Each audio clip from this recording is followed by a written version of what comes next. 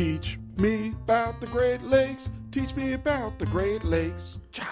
Welcome back to Teach Me About the Great Lakes, a twice-monthly podcast in which I, a Great Lakes novice, ask people who are smarter and harder working than I am to teach me all about the Great Lakes. My name is Stuart Carlton. I work with Illinois Indiana Sea Grant, and I'm joined today by Carolyn Foley. Carolyn, today is a palate cleanser, if you will, is what this episode is, right? Yeah, so as the resident, permanent resident Canadian, I'm going to say sorry for last episode, for the Halloween episode. Yeah, that is the most self-indulgent thing we do all year. Well, the most self-indulgent thing I do on air all year. And, but you know what? It's super fun. We had a blast. Hopefully you liked it too. And if not, it'll be a good 11 months before we do it again. But we will be doing it again. But what we do like to do is we like to say sorry, or sorry. And so we like to, instead of that nonsense, we like to feature people who are doing good, right? Doing good as part of what we do. And so we're going to interview a couple of different organizations today, actually. 3 people total working for 2 different organizations on some of the great works they're doing to help protect and restore the Great Lakes. But before we do, I think we all know what time it is because it's been a long time. Not since I've rock and rolled, although that too, because I'm aging and we rock and roll less as we age. And in fact, society rocks and rolls less than it ever has. But my point is this.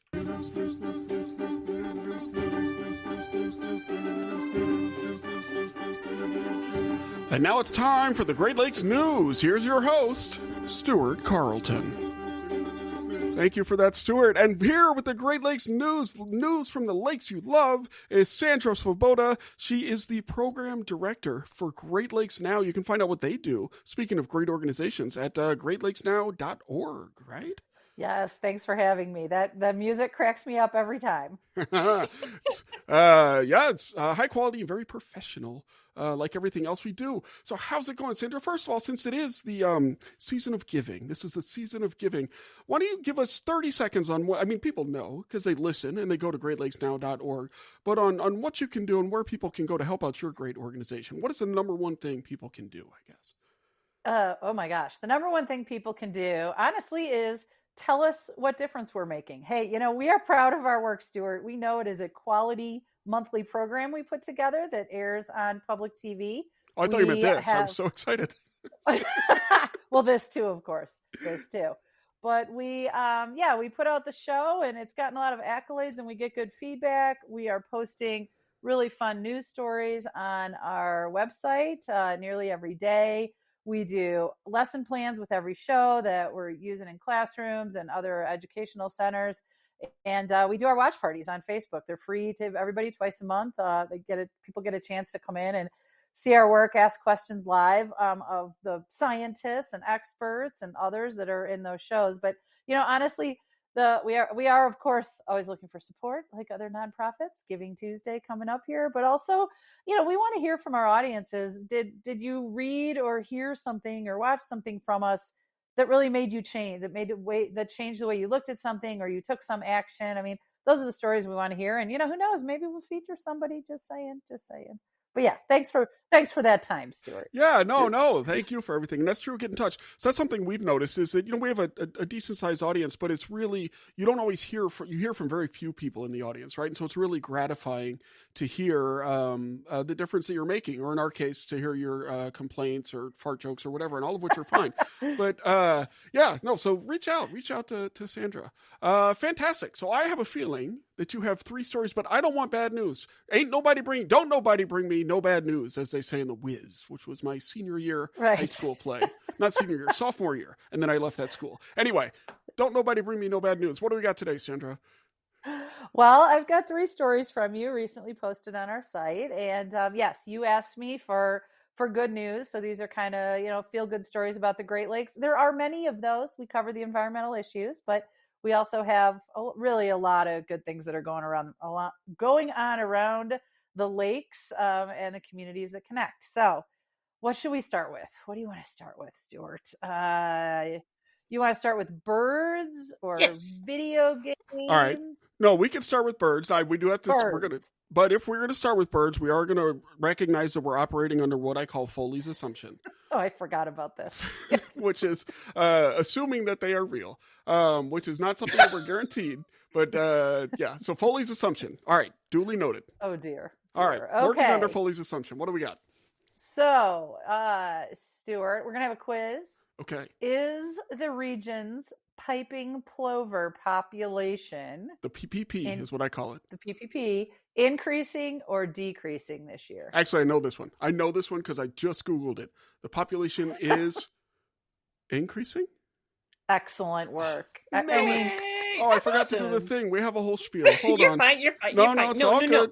No, we're all good. Hold on. No. Increasing. right. So this was probably the lamest suspense that we could have provided because we already talked about how these are good news. Look, stories, you're the news professional. you know, usually. Except when I come on here somehow. But Yeah, we have that. We have that. We effect have a on bad. people. Yeah. anyway, yes. So Great Lakes Now has had some segments on the piping plovers. Of course, there were Monty and Rose that were very famous in Chicago. That's a sad story. We won't get into that right now. But other media outlets like Michigan Radio have been following the population. So we actually interviewed the Michigan Radio reporter who recently did a piece looking at the numbers of the endangered birds this year. They are endangered, Stuart, even though they may not exist. They are endangered. But it is the biggest brood of fledglings that we have seen for the plover since they were listed as federally endangered. That happened in 1986. So they have counted 150 fledglings. That means they lived more than 23 days. Born to 72 breeding pairs around the Great Lakes. Yeah. So yeah, we've got it's a part of our segment called The Catch, which is always in the end of our show, our monthly show. And we, of course, and in shameless self-promotion, which you know is my favorite hobby, we have lots of footage of cute little plovers hopping around the beaches. No, I watched this. It's a you can watch. There's a 2-minute video, right? And so it take 2 minutes and watch the what did the woman call them on our show? The cotton balls with toothpick legs. And totally worth watching. Now I'm going to push back, Sandra. I'm going to push back on this. I don't think Monty and Rose is sad news. It's sad that they died, but the thing is, raising awareness. I mean, not to put too fine a point on it, but things are born to die. And this was supposed to be good news, Stuart. What happened to the happy? It's as Gandalf said. What do you do? What do you do with the time that you have? And Monty and Rose raised amazing. Monty and Rose is a great story. So for people who don't know, and who doesn't know about Monty and Rose, so I'm probably wasting this breath here telling your audience, but Monty and Rose were a pair of plovers that were on Montrose Beach in Chicago, the endangered birds, and there was a huge community effort to protect them. And like you said, gained a lot of attention for nature, to put it mildly. And Stuart, if it is a happy story about Monty and Rose, because it also inspired at least 2 different beers named after the plovers. So. And I've inspired no beers. So what have I done? Yet, Stuart. Yet. All right. Let's move on. We got to keep it tight and bright. Bright. Okay. Yes, that's right. We said this was going to be short today. Okay. So in other news, which I believe falls in the good news category, I think most people would, certainly in this audience, but up in the Upper Peninsula of Michigan, Stuart, if we were a visual podcast, I'd make you do the hand thing. If you've learned being new to the Midwest right? You got the Michigan mitten, but then if you turn your left hand the other way. I don't have the Michigan mitten. Carolyn is demonstrating it. My wrist. Excellent. I got carpal tunnel. I can't do that. Anyway. Well done. All right. So the Keweenaw Peninsula is the northern America's high five. That's what Michigan is. Right. America's high five. Michigan is. So the Keweenaw is that little piece it's the far northernmost part of that juts into Lake Superior. Very, very beautiful place, and kind of the jumping off point to Isle Royale as well. And tens of thousands of acres up there will now remain undeveloped and open to the public. I should make this a multiple choice quiz for you, Stuart, but we'll just move on and tell you it's because the Nature Conservancy has purchased them. They were owned by a hedge fund owner, and the Nature Conservancy, as part of land trusts and other actions like this around the country, have bought the property for gazillions of dollars and are going to keep it open for recreation, presumably research, native fishing. I mean, on and on and on. The good benefits of that, if you're not somebody who is looking for making profit out of the land or putting development all along the shore, is good news. So That is. And we this have is that one as beautiful, well. beautiful land Yeah, looking at the. Oh, Yeah. yeah. It's a beautiful Yeah. place. And That's this story comes to us from, again, one of our partners from Kelly House at Bridge, Michigan. But that story's on our site. And yeah, she goes into a lot of the dynamics that are involved in the trust and the benefits and the little bit of the history of the Keweenaw up there. And they're looking to hopefully get a few thousand more acres of land going there. So what are they doing with the land? Is it just set aside, or can people go there? What is the? So the land has been fairly. So the land has been owned by the hedge fund and has remained open to people. The concern when the fund listed the land for sale is what would happen, right? I mean, we just had again, shameless self-promotion. We just had a segment in our show about the Traverse City area and the tension between losing agricultural land for housing. I mean, who doesn't want to live around the Great Lakes if they can?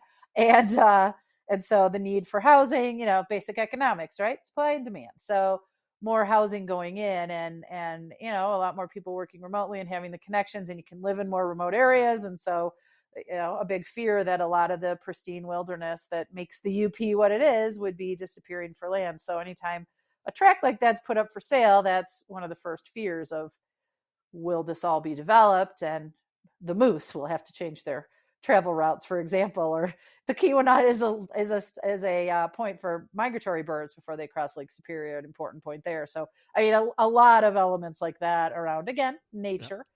Fantastic. But yeah, so 31,000 beautiful acres. Yeah. Gazillions. 31 gazillion thousand beautiful acres. That is good news. Hit me one more time. What else you got? All right. So video games, using the power of video games for good. So this story comes to us from John Hardig, who, of course, is known to a lot of your audience, but his most famous thing he does is write for Great Lakes Now once a month in a column called Great Lakes Moment.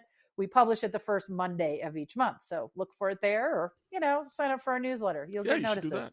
So anyway, it's a video game developed, and it is still in development. So you can try the tutorial and try it out. It's called My Watershed. So it's available through the University of Windsor, and it basically gives you a map and several factors of measuring environmental quality or degradation. And you can influence those by kind of playing cards and then seeing the effects. So you get like status updates on population, turbidity, insect and fish populations. That first population was people, I should clarify. So people, insect, and fish populations. Also, the fun thing of sewage level and water temperature. And then you click and play your cards and have different impacts on the environment. One of them allows you to place volunteers in certain places, right? So only if that was so easy to click and place dozens of volunteers to clean up and monitor and research. But it's a fun little game that certainly, I mean, I looked at it and was a little bit overwhelmed because, not a scientist like the rest of you here. So there were some words I didn't really understand and had to look up. But it is great for teachers looking for engaging students more. And it really does show the complexity of and the long time involved, because the model is over several years. So it really does show the complexity, but also, a little gratification in plunking your volunteers down and making other improvements that show nature getting healthier over a decade in the game. I wouldn't play this. You can go right now to mywatershed.ca, which stands for cool and awesome. And so I went to mywatershed.com and played it. And it is a little bit in development, I think. I couldn't quite get the tutorial to work, so I didn't know but it was kind of fun. But one of the little stats is like the population of red-side dace, which is kind of a cool little fish, an indicator species.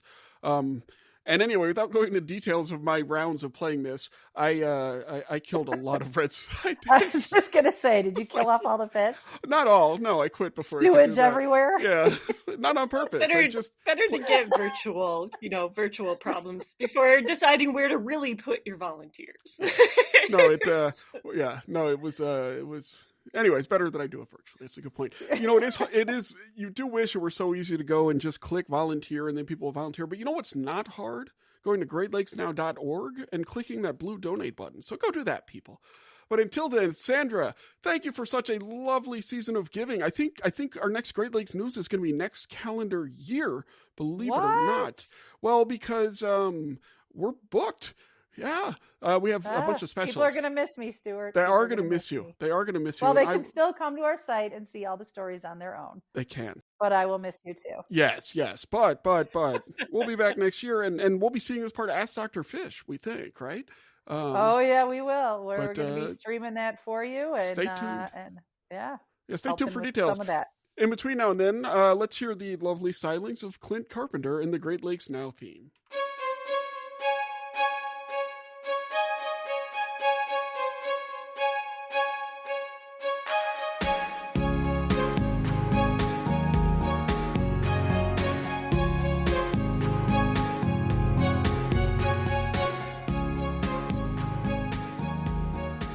So we're talking today with Laura Rubin. She is the executive director of the Healing Our Waters Great Lakes Coalition, and you can find out more about what they do at healthylakes.org. Laura, how are you today? I'm great. Thanks for having me here today. I'm excited to talk to you both. Yeah, we're excited too. So are you y'all have offices in Ann Arbor and DC, if I understand, right? Are you in DC or are you in Ann Arbor?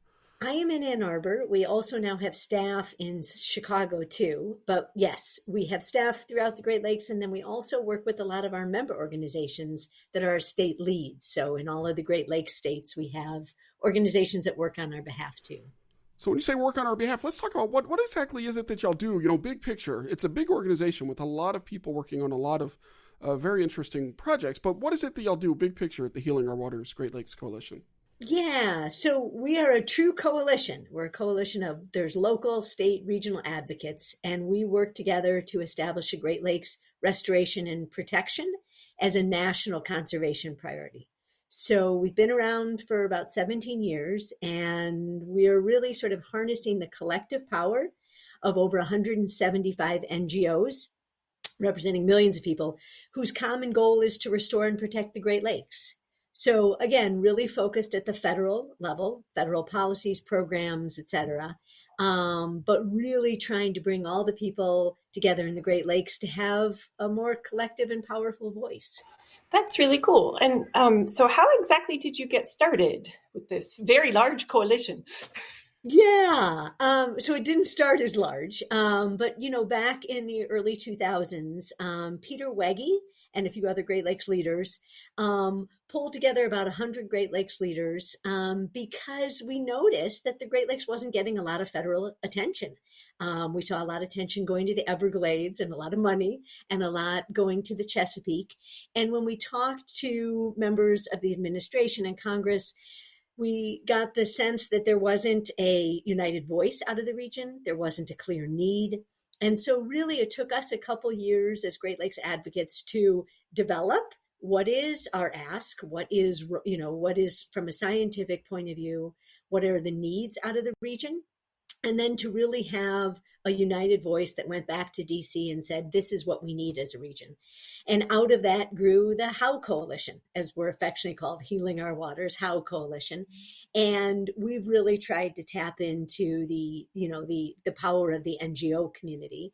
And at that time too, we got our first president from the Great Lakes, or most recent president, Obama, and we got GLRI, the Great Lakes Restoration Initiative, which, has now cumulatively given just a little shy of $4 million to the region, or brought that back, and has averaged around 300 to 350 million a year to the region. And that's just huge. It's probably, if not the largest, one of the largest national ecosystem restoration projects. And the HOW Coalition has really been the main advocate for the continuation of this program, the implementation of this program, et cetera. And, since we have expanded to other issues, but, talking sort of about our origin story, that's where we really started and grew out of. Right. That's great. So what are a couple of the other kind of key issues that you're working on in 2022? Yeah, well, as I say, this was sort of an evolution. First, it really started off on GLRI, and, we didn't have much power when we started off, and that power has grown. And probably about 5 years ago, the board of the coalition started to say, hey, we've been very successful at GLRI, but there's a lot of other pressing issues in the Great Lakes. And we took on a few other issues, water infrastructure, the glaring water infrastructure crisis that we have in the Great Lakes region. We took on clean water rollbacks or clean water protection. We took on nutrients and algal blooms and invasive species. And those have really been our key priority areas.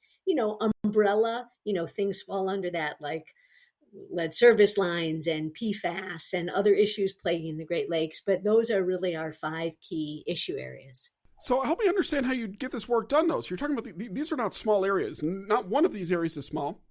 But I'm at your staff webpage, and I see 7 people.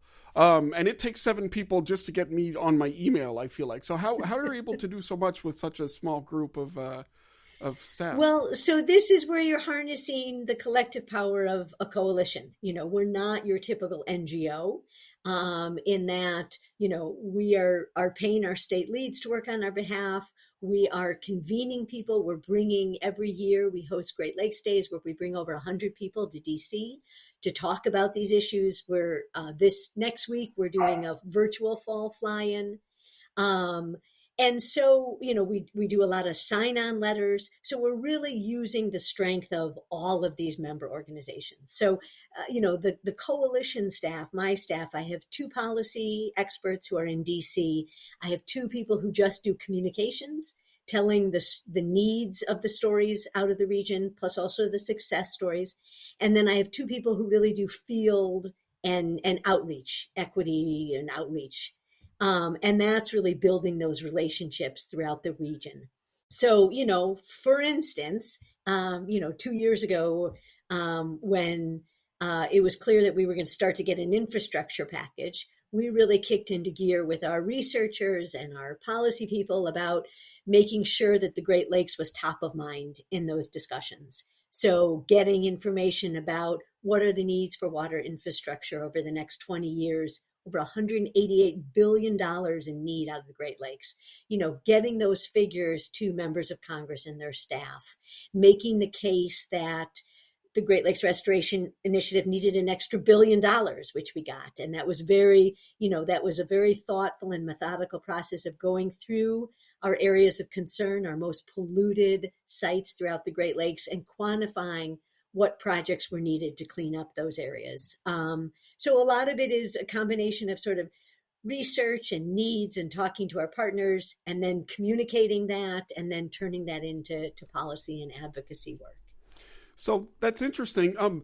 So one thing you said that was a problem with originally getting Great Lakes funding was that it was hard to have one voice, right? Yes. In Congress. And that makes sense. Like you think about the Everglades, that's all in Florida, which is a very politically important state as that's all I have to say about that. And and so then you had to bring all these voices together. But it almost sounds like then as soon as you get all those voices together, ask for more funding, you start sending people out into the world again, and you have all these different partner organizations. So is there a tension there between trying to leverage all these people and have one voice, or is that what you see your job as? What do you think about that? Oh, that's probably one of my biggest parts of my job is I think a coalition is most successful when you have healthy tension. And we have it, starting off just on Great Lakes Restoration. That's not as difficult to get people behind. It's a big tent. Our region feels a very strong regional identity. We have our stickers, our sweatshirts, we all know that outline of the Great Lakes. We feel very loyal to it. We're called the Rust Belt and we want to make that comeback. And yes, exactly. There you go. The infamous sticker. But that tent is really broad and it includes hunters and anglers. It includes ports. It includes people who love to go to the beaches. It includes people who love to go out in nature and take photography. It includes people who bird watch. It includes, the economic community. We've done 2 studies that have made the case about the economic impact of Great Lakes restoration. For every $1 coming into the region for GLRI, we're getting a $3 return in economic impact. The businesses are very on board with this. And so it's been able to be a bipartisan issue, which, show me another bipartisan issue right now like that, but, we have had that. We've had a lot of strong support on both sides of the aisle. And even under the Trump administration, when he would zero this out, by that afternoon, that was back in there. We had Representative Huizinga, or, some of our Republican members really calling him up and saying, this is very important to me and to my constituents. And so, we have that collective voice. I don't want to say it's easy, because we've got frontline groups, we've got more of the conservative hunting and angling groups, we have the Shed Aquarium, we have nature preserves, we have a really wide array. But when you bring it back to the Great Lakes region and Great Lakes health and the communities of the Great Lakes, people really come together on that. It doesn't mean that, all of our NGOs agree with every single thing that we do. When we started working on water infrastructure and specifically on water affordability, not all of our partner groups signed on to all of those letters. And that's fine. We know that some of our letters of support are going to have, the whole constituency, and others are going to have half of them or something like that. And it's just sort of managing that, what I call healthy tension under the big tent. That's really kind of like nice and refreshing to know that people can work together and decide. Sometimes we don't have to, but then we can come back and work together on something else. That's really fantastic. So it's been really great to hear about what kind of work you're doing. If someone wanted to get involved, how would you suggest they do that? Like, could they volunteer, or what could they potentially do?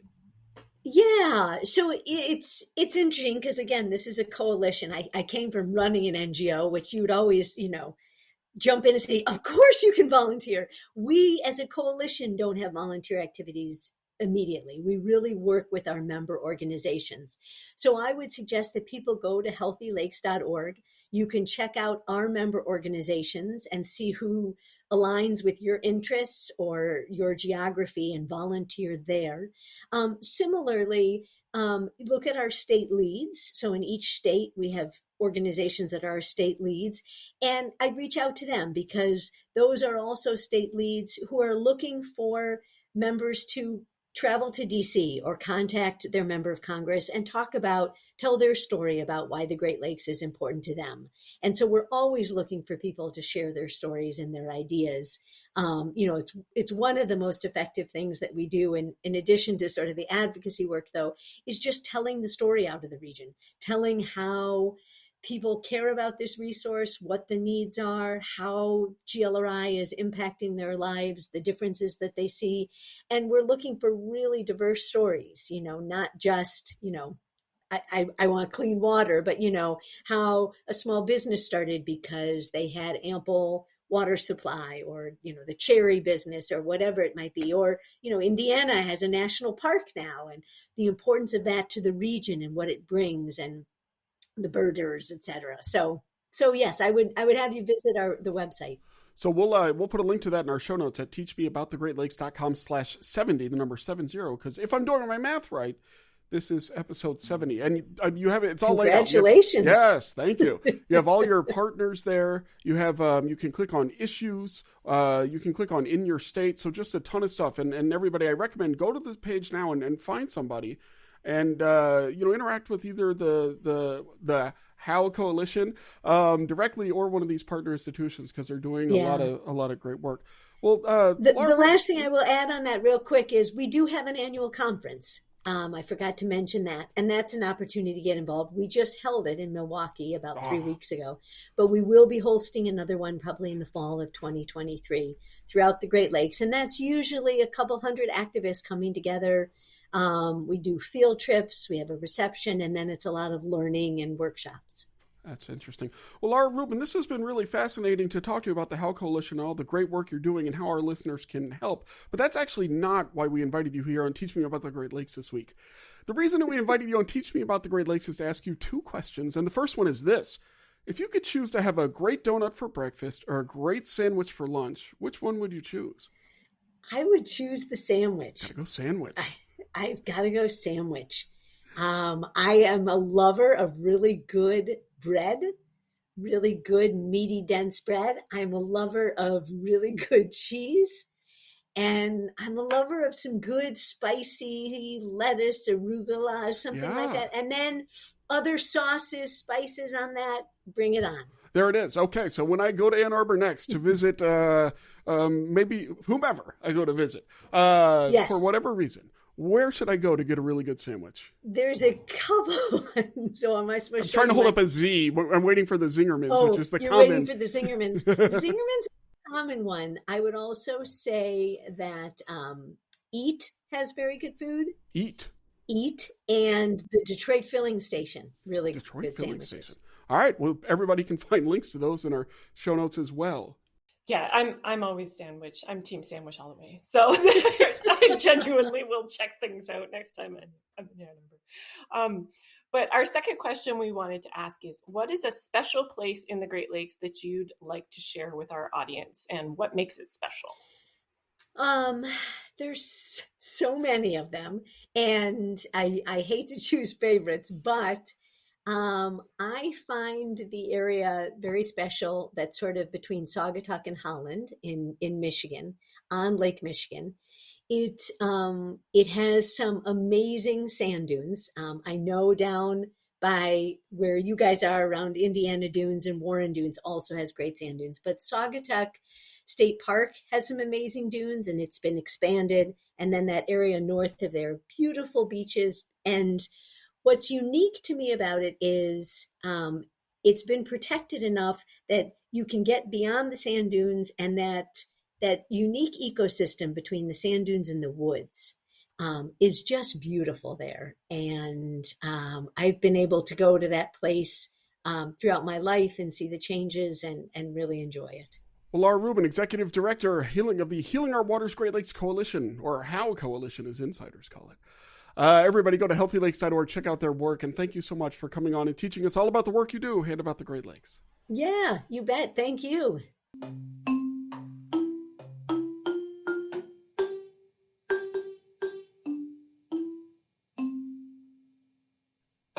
So that was great to hear from Laura about the wonderful work they're doing at the Healing Our Waters Coalition. But that is not the only interview that we have this week. That's right. After the Lake House of Terror, we have to do a double palate cleanser, as it were. And so we are also really excited to talk to a couple of people about something that's near and dear to my heart, a biking trail, which I'd never heard about in the Great Lakes. So let's just jump straight to that interview right now. Our guests today are Marlene Kohler, who is the Executive Director of the Waterfront Regeneration Trust, and also David Meyer. He's a project director. A couple of directors with us today from the Waterfront Regeneration Trust, and we're excited to hear about the work they do. Marlene and David, how are you today? Fine. Thank you so much for having us. Great. We are so glad to have you on. Yeah, so first of all, so we go to your website and we see about the Waterfront Trail, and it looks really cool, and the Regeneration Trust. Tell us, what is this exactly? Let's start with the Waterfront Trail. Tell me about this. What is the Waterfront Trail? Well, the Waterfront Trail is an initiative that's about 30 years old now. We've been working on it as a way to redefine a new relationship to our Great Lakes. It flew out of a set of recommendations that came from a royal commission headed by David Crombie. But today, the trail, which I'll talk more about that later, but today the trail is about 3,600 kilometers long. It goes from the Quebec border, hugs the shoreline wherever it can, digs in as it needs to, and it lands in Sault Ste. Marie. And we're currently working on the expansion around Lake Superior, where we would cross the border again at Nebing and Grand Portage. So it's a beautiful combination of roads and trails. It's scenic, it's urban and natural. I know that it is beautiful because we get people on the trail every year, and they absolutely rave about it. So first off, I'd like to give a shout out to the use of kilometers. Because yay, Canada. But there's so does it fully go all the way along like Lake Ontario, so starting Quebec border? So it would be the St. Lawrence Seaway, and then Lake Ontario, around the falls, Lake Erie, and then up around Lake Huron. And oh, goodness gracious, that's amazing. Yes. So it does. follow that course, but sometimes it has to go quite inland. And it may have to go quite inland. That's in order to deal with, erosion, private land ownership. But yes, the goal is to get as close to the water's edge as possible. And where we can't be close, to create these spokes that get people to the water's edge. And it's quite an experience. And it is continuous. It's fully signed. You can start in Quebec and you can end with Sault Ste. Marie. That's amazing. And if you want to see a map of the trail, incidentally, you can go to their website at waterfronttrail.org/map, and you can see it. You can even buy, it looks like a map booklet. So that might be, you know what? It's the giving season. Might be worth doing. But so to put this in context for those of us who aren't from Canada or aren't familiar with, you said it's about 3,600 kilometers. That's the length of the Appalachian Trail, right? Which is this sort of famous hiking trail in the U.S. And I happen to know offhand, because I Googled it, that it's about 3,500 kilometers. And so it's the same distance there. That's impressively long. I have so many questions. Let's start at the beginning. Where did this idea come from? So you said it was born out of this notion 30 years ago, but why like a biking trail? Why is this the way that you decided to do this? Sure. Well, I will go back to the beginning, which was 1988. We had in Toronto, I don't know if you know the city of Toronto. It's a pretty big city in Canada. We think everybody knows Toronto. I happen to know. Actually, hold on. Here we go. Oh, I got to cut you off here because there is one thing I know about Toronto. This is famous within our program, but first there's a little music. So hold on. It's a Great Lakes factoid. A Great Lakes factoid. It's a great factoid about the Great Lakes. Cha. Today's Great Lakes factoid is that Toronto is the biggest city in the Great Lakes. How about that? I didn't realize how educational this was going to be. There we go. Super educational. Yes. So anyway, if you still have your train of thought after I interrupted it. That's right. So we started off in Toronto. We had some federal land holdings in Toronto around Harbourfront. And the idea was those lands were going to be turned into beautiful parkland because really, as we well know, the Great Lakes used to be a great place for recreation about the 1800s. Along came the railways and really replaced all that recreation and holiday with industry. And as the railways left and industry left, they left a bunch of vacant, underutilized, often scarred and ugly waterfront. So much so that people really had turned their backs on it and lost any sense of what potential existed for the Great Lakes. So Torontonians were getting a little annoyed with what was happening about the under-fulfillment of the promise to make a real park there. And that led the then Prime Minister Brian Mulroney to establish a royal commission. And David Crombie, the Honorable David Crombie, headed up the commission. And that's a government, examination of what's the problem, why aren't we moving forward? And the neat thing about David Crombie is he also was a mayor. He was a very, very popular mayor. His nickname is the Tiny Perfect Mayor because he's short. He just an amazing man.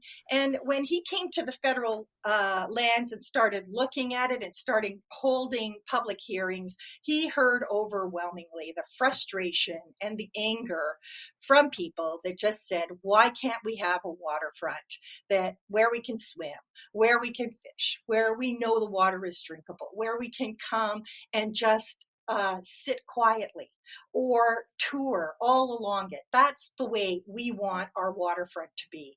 And David Crombie quickly recognized that the issue is no longer about this little piece of parkland down at Harbourfront. It really was about a watershed. And that we weren't just looking at the lakes, at the Great Lakes. We had to look at the river valleys and the rivers that were flowing into them.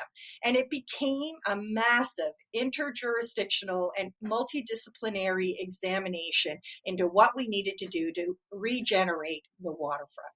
And people ask us, why do we use the word regeneration? And it was largely because we were thinking, especially in Canada, the Great Lakes has way more urbanization on it. And so the goal was about revitalizing and regenerating our cities and connecting our cities back to nature and bringing nature back into our cities and regenerating them. almost rebranding the idea of the city as being part of an ecosystem and not really antithetical to them. So that Royal Commission, after talking to thousands and thousands of people and hearing over and over and over again about what we need is a trail. Because the problem is we're not at the waterfront. So as Jane Jacobs would say, there aren't eyes on it to hold policymakers and decision makers to account about what they are doing and to force the kinds of investments that were needed to transform the waterfront. So David Crombie's Royal Commission on the Future of the Toronto Waterfront led to the final report called Regeneration. Regeneration had 81 groundbreaking land use policy recommendations, and one of them was to create the Great Lakes Waterfront Trail and Greenway.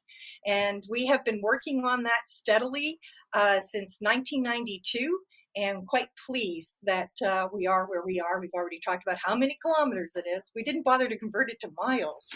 We don't have to. No, we don't have to. It's 14 miles. Actually, I just did the math. 14 miles. No, quit it.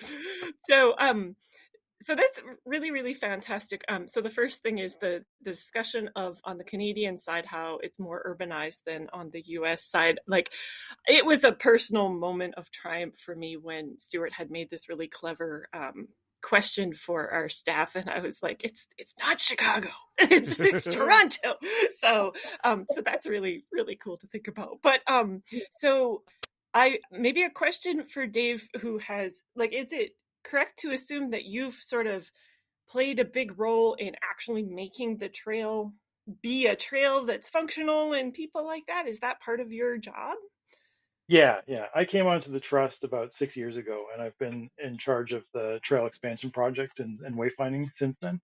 And just as a kick in to give you an idea of the growth, when Marlene was talking about the trail and its inception, since that was instituted and I came on in 2016, January 2016, it was about 1,600 kilometers long, and obviously now it's 36, so it's grown over twice the length in the last 6 years. So it's quite a bit of growth. How do you grow so quickly then? Like what? I mean, obviously you get an amazing project director, program director, whatever. Yep, sure, that's step one. But then once you bring him in, what is step two in terms of growing it so quickly? A big part of it was always interest. Like the expansions have largely been driven by the community partners just on the outside of the terminus.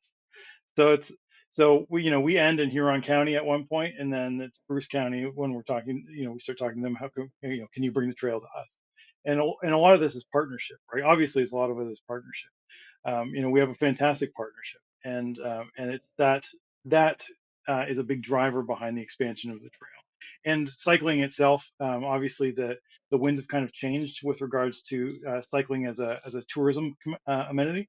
The interest has widened quite a bit, and AT transportation infrastructure and the interest and support for that has grown quite a bit as well. So in lockstep with that, we have quite a bit of opportunity to grow the trail.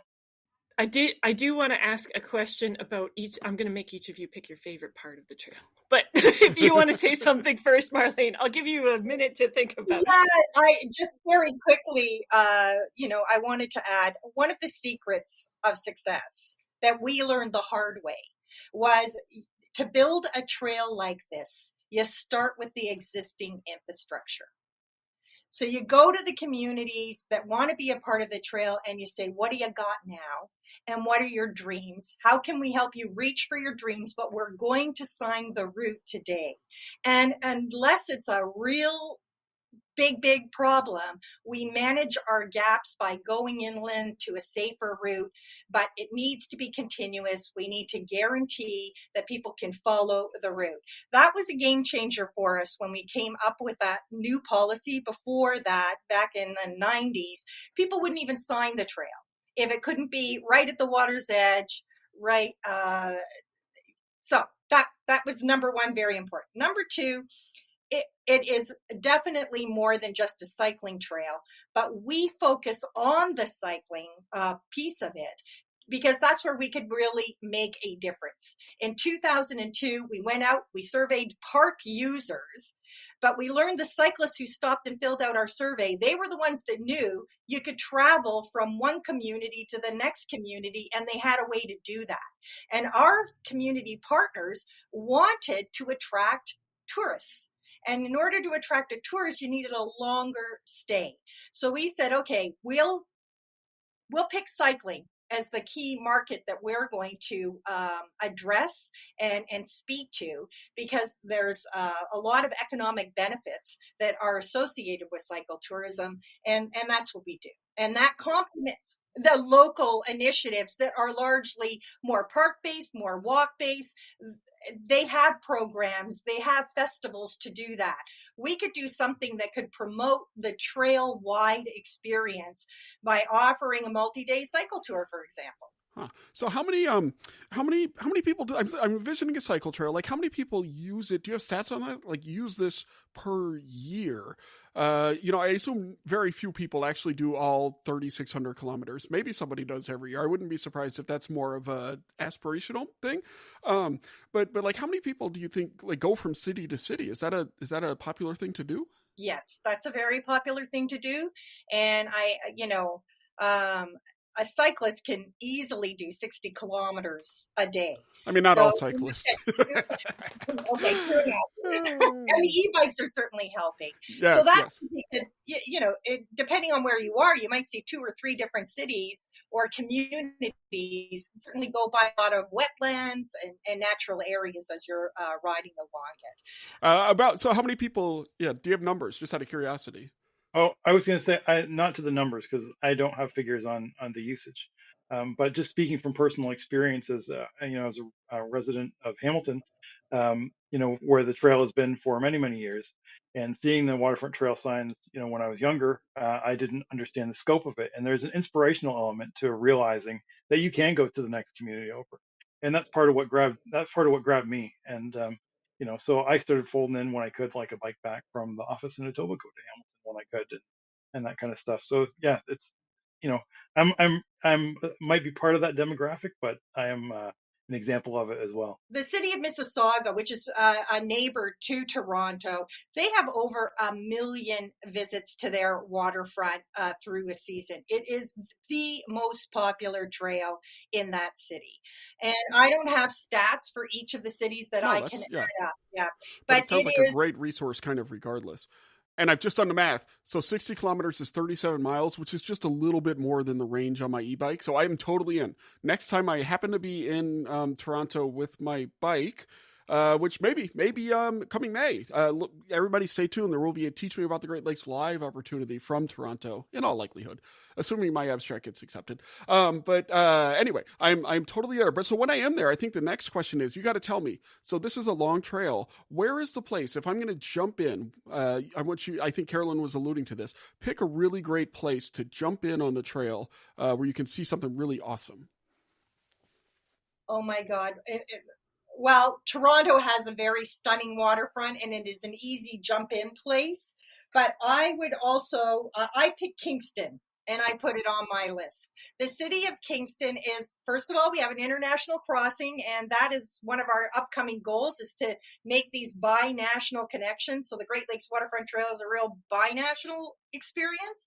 But you can come over and visit Wolf Island, which is a really cool place, and a great place to cycle. It's quiet. It's got some great restaurants, and then take a ferry over to Kingston, and you're in a beautiful section of the Waterfront Trail. No matter if you go left or right, I picked that one.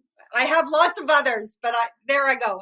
I've laid it down. All right. So I'm going to Kingston, but Carolyn and I can't bike together because of a long-standing dispute. So Carolyn needs to go somewhere else too. Where should Carolyn go, Dave? Oh man, that is still a tough question. And let me just throw one more thing in for Kingston.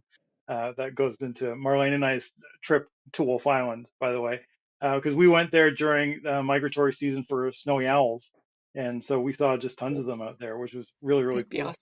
Awesome. So that's one other side thing for the Kingston trip, which is great. But man, I gotta say, like, if you want to see something cool and you're really like intro level, you just want to kind of dip your toes in the water, any of the urban sections of the trail in the GTA, like Toronto, Mississauga, Burlington, Oakville, They all have great parks that you can visit the waterfront on, and long extents of off-road trail in a lot of these communities where you can go on, especially especially the Toronto waterfront, just going from end to end. There's lots to see, lots of beaches, and in Hamilton, back where I'm from as well, we got a waterfront trail that goes right along the beach to a lift bridge, and you go over to Burlington where there's another park. There's lots of stuff, so it's really really hard to nail that down. Where the spot is, we work with 155 communities, and we work with them specifically to identify a place where somebody can go and visit. So that's a tough question, but those are easy ones. So we have 155 options at least. That sounds awesome. At least, yeah, at least. Cool. So one of the things we're trying to get at in this overall episode of Teach Me About the Great Lakes is kind of how if people want to get involved with an organization like yours, what types of things could they do? And so we noted that this is a signature project of the Waterfront Regeneration Trust. And so as kind of not quite our wrap-up question, but one of our wrap-up questions that is probably the more serious one. See, now I'm going to go down a whole thing about like the sandwich and donut thing gets serious. But if you want to tell us a bit about the Waterfront Regeneration Trust, and just if somebody wants to help out, what could they potentially do? That would be great. The Waterfront Regeneration Trust, we're a small outfit. As you can see, pretty much we're here. We have a tour director that works with us as well. If you want to help us, one of the favorite volunteer opportunities with us is to come on our annual cycle tour. We take 5 or 6 days and we celebrate a portion of the Waterfront Trail, usually around 500 kilometers. And we have cycling volunteers. They're amazing. They ride along, cheerlead you. They'll change your tire if your tire is broken. They'll have water. They'll call. We make it easy for people to ride with us on the Great Lakes Waterfront Trail, and more importantly, to stop and enjoy all the beaches, the great places along the way, get an ice cream, have a beer at a brewery. To us, sit down at a picnic table and speak to a First Nations elder about what their community is like and what they aspire for their waterfront. These are the things that we do on the ride we call the Great Waterfront Trail Adventure, and that is a really important volunteer opportunity for us. It's how we celebrate the progress, point out the challenges, and really cultivate a sense of stewardship and appreciation for the Great Lakes. That's wonderful. Another way that people can help out, and you may be too demure to say this, but you can go to waterfronttrail.org/donate, and you can help out with cash money as another way to help out. And then cash is nice too. But I think that participating in the Waterfront Trail or adventure, if you're there, that sounds really, really fantastic. Just kind of a celebration as well. Yeah, we might actually have a colleague who would come do that. So we're I'm going to tell her about it. Well, we would love to have her. And, we bring ambassadors along all the time. We have politicians riding this thing. So we would love to definitely let us know about Kirsten. We will. Well, this is all really interesting. And I'm really buoyed, I guess, to hear about the work you're doing. I do want to come try the trail. I'll come during the summer because I don't know how cold it gets, but colder than I want it to be probably. But that's actually not why we invited you here on Teach Me About the Great Lakes this week. The reason that we invited you on Teach Me About the Great Lakes is to ask 2 questions. The first one is this. If you could have a great donut for breakfast or a great sandwich for lunch, which one would you choose? And we'll go one at a time, and we'll start. Marlene, you can start. Oh, so we have to pick one or the other. One or the other. Yeah. No, this is okay. Well, then I will pick the fritter from Batchewana. There we go. Nice. Wow. And which was introduced to me by David Meyer. It is along the new section of Lake Superior, and it is just and by the way, it's hard to get. You sometimes have to stand in line, and if you don't get there early enough, you won't get any. Which Voyager Cookhouse limit of 6. Limit of 6. That's brilliant. That's brilliant. And yeah, you see why earlier I was like, wait, it does get a little bit serious when you have to pick the donut. This is the only, it's not a joke that this is why we invite people on. I mean, the other stuff is nice, but let's get down to brass tacks here. It's time to talk turkey. This is a dead serious question. Yeah. So how about you, David? Are you also a sandwich or a banana for breakfast person? You going sandwich for lunch? No, I would have leaned for the sandwich for lunch, but that fritter is amazing. But mine would be, and I found like two versions of this. This is going back to Wolf Island again, because the first place I found this was at a place in Wolf Island. This like meatball sub that ended up being fantastic, but they discontinued it from their menu. I don't know if it's still on there. But I found it again, basically like the same thing in a restaurant in Espanola. Their super meatball sandwich, I think it is, and it is like I will go there anytime we go past. We're up in the area. I will dovetail down into Espanola and grab one of these. Nice. You can. What's the name of the restaurant? Do you happen to remember the name? Cortina in Espanola. So if you find yourself in Cortina, is that near the trail? Can you take the bike trail to the? Yeah. It's the route goes into Espanola, so it's maybe a couple blocks away from Cortina. But okay. But you're on a bike. It's not that hard, right? I think they're closed Mondays and Tuesdays or something. But I'm kind of loving how much you know about this.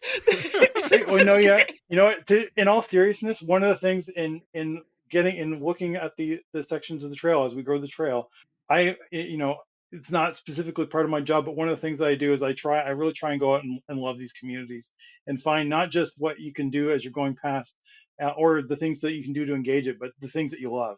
And I find something I love in every one of these places. So it's like when you're talking about the places to engage, 155 easy, we'll find something. So, open invitation. If you're on the Canadian side of the Great Lakes and you're wondering where do I go in this community, let us know and we'll find something for you, because there's going to be something that we know about. That's really great. And that leads us into our final question, which again is for both of you. But what is a special place in the Great Lakes that you'd like to share with our audience, and what makes it special? And I mean, acknowledging that we've just been talking about something that sounds pretty incredible. So, David, do you want to go first this time? Yeah, sure. A lot of these are tied to moments to me. So I think I would give a couple again, but because it's real hard to nail down. But one place I would say the Pinery Provincial Park, which we went to on one of the GWTA tours a few years ago. We watched the Perseid meteor shower from that spot during the tour, which was a fantastic memory. Just recently, I spent maybe a half an hour at the Red Chairs in Terrace Bay, Ontario, where we're looking at expanding the trail just on the edge of Lake Superior, watching the sunset at a quiet moment when we were doing some work up in that area. And just the bluffs of Bruce County from the water, like the Lions Head Bluffs are beautiful. I could keep going on. I'll stop there, but those are three really, really great ones. That's a great examples. And Marlene? Okay, so for me, I'm going to pick the first one, Thixon's Wood, which is in Whitby. And the reason why I'm picking it, it's it's a remnant white pine forest, those tall white masts that used to fuel the shipping. And the reason why this place is so special to me is because nobody thought it was special. But a group of people came together and they bought it with their own money. And they created a land trust, and they've even bought surrounding meadowland around it to further protect it, because they saw it could be something special, and they turned it into something special. And I love those people for doing that. And the other area that I'm going to point to is the Long Sault Parkway, which is along the St. Lawrence River. It's one of the favorite parts. It's close to Cornwall, so again, an easy just dart on over on the International Bridge and head towards Toronto bound, which is west, and you will see this beautiful, what you see are the mounds of the islands left over after they inundated the land to deepen the seaway to accommodate ships.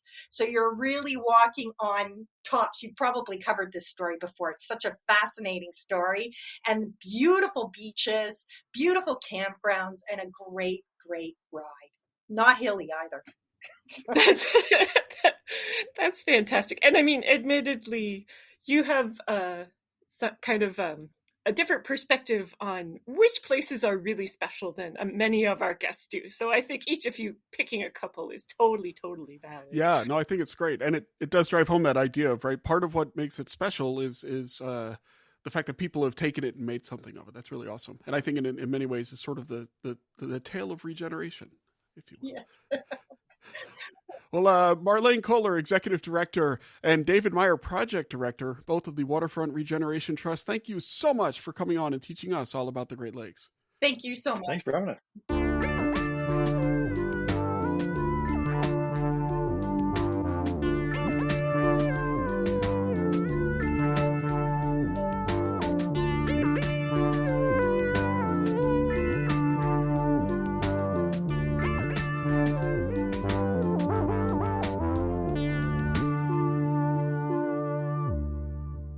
Stuart, that's a great number of people that we were able to chat with today about, it's really cool.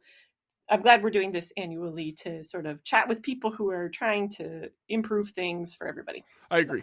It's a really nice tradition. And we sort of said it flippantly, but they did mention a number of places where people can help, right? And sometimes it is money. And so Lord knows with inflation and everything else, I understand. But if, you can throw some money their way, I recommend you do that. But if not, just go to websites, right? Tweet about it. All that's good. Those are all really great things. And if nothing else, just take a second to appreciate what they're doing. Yeah, and go in. So the Healing Our Waters Coalition, they said, you could go look at all of their organizations and see sort of who's doing work near you. And it sort of sounds like the Water Trail, particularly if you're on the Canadian side, you could go see kind of what's happening in your community too. So that. Yeah. And send them feedback. Hey, if you have a favorite place you like to bike in the Great Lakes, why don't you send that to us? Teach me about the Great Lakes at gmail.com. We'd love to hear about that. And one last call to action. That's what we call this in the industry, a call to action. It is not too late. Not too late to nominate things for the Lakeys. It's almost too late, but it is not too late. So look in your show notes or go to bit.ly/Lakeys22. That's capital LAKIES 22 to nominate things for the Lakeys. And this year we're not featuring as many on the show, but we are featuring them on social media. And these Lakeys nominations, even if nominees don't win, we will feature them kind of throughout the year. We're going to spread it a little more over the year so it's not so concentrated. And also, I forgot, this year, Lakeys winners will get Teach Me About the Great Lakes swag and official certificates. So, what's better than that, right? Nothing. Nothing at all. All right.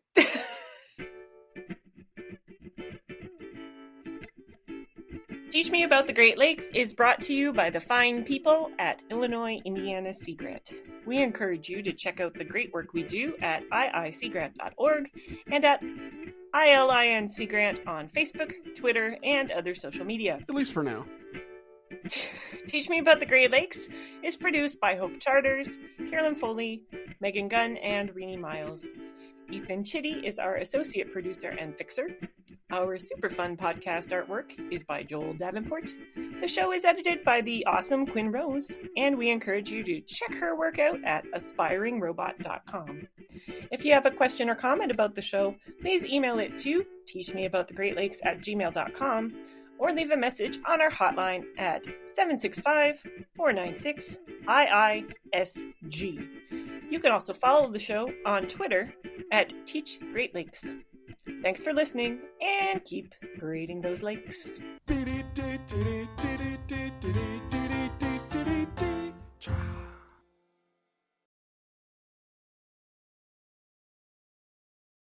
So we'll record the introduction, Carolyn in the introduction, so we need to apologize for the last episode, which was a Halloween one. If I'd known it was sailing, I would have been in it. Well, there we go. You on everything. You like our ridiculous. So you got the impression that we don't know anything about sailing. Perhaps. I'm not sure how many mizzen masts are on the Great Lakes. It's not the normal rig for these waters. I'll just have to trust you on that. It killed me. Anyway. Eva, where she's hoist it. All right.